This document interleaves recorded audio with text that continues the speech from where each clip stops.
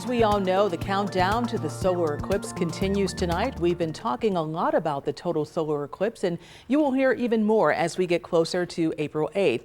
What we all should know is that none of us should stare at the sun without certified eclipse glasses. This is especially important for our little ones, our young people that we love so much. And joining me live in studio to discuss this is Dr. James Reynolds. He is a professor and chair at the Ross Eye Institute, and he specializes in pediatric ophthalmology. Thank you so much for joining me today.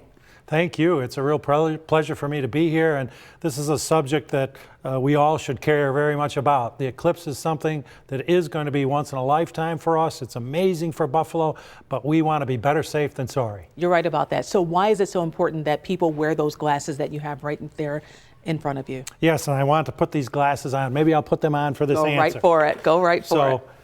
These are certified glasses, and at this moment I can see absolutely nothing. I'm looking at a very, very bright light in this studio and seeing absolutely nothing. Oh. Let me put it in perspective with some numbers. A typical office space has about 400 lux of light illuminance.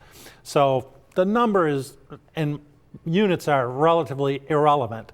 But the sun, rather than 400 lux in an office, the sun is putting out 130,000 lux. So the sun is very, very dangerous because light is necessary for vision, but too much light can cause a serious photochemical reaction that can scar the retina and lead to legal blindness and the loss of driving, etc. So it's very important to view the eclipse in special ways. Let's talk about our children. As today we were talking a little bit about this earlier, schools are going to be closed, and you have a little bit of a concern about that. Why is that when it comes to young children and the total solar eclipse? I do have a concern. Schools are very organized, scripted, and I envision the schools having eclipse events. But now that the schools are going to be closed, we have to be concerned about those children. I tried these glasses on my 3.5-year-old grandchild, and they were here, they were here, they were here, you know, they were everywhere. When I held them, he didn't even like that experience. So there are indirect ways, and the Buffalo Museum of Science has a beautiful website that talks about their indirect ways of viewing the sun. And I suggest that no pre-K child even be asked or treated to view the sun directly, even through these glasses. I think they should do indirect viewing. School-age children, I think, can enjoy this, but they should be supervised and they should have the proper gear. The only proper gear are these certified glasses.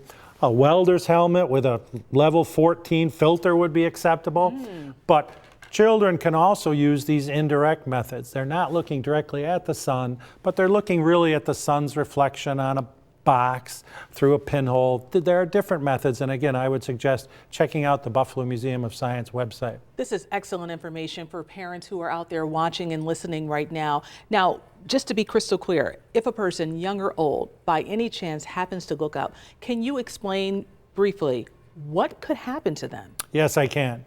So we're all used to typical levels of lighting, and many of us want more lighting, especially as you get older and reading, but we've all glanced at the sun.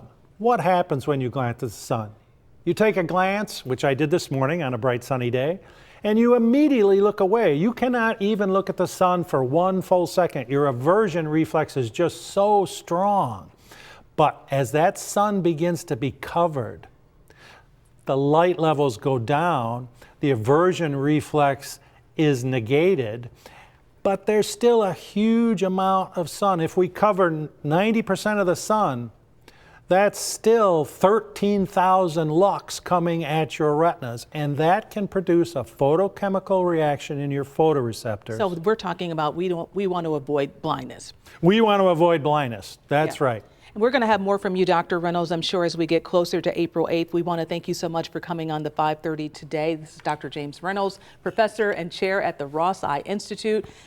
You see what he has on? Everybody needs to have those for April 8th. Thank you so much. Thank you. A real pleasure. Really, it really is.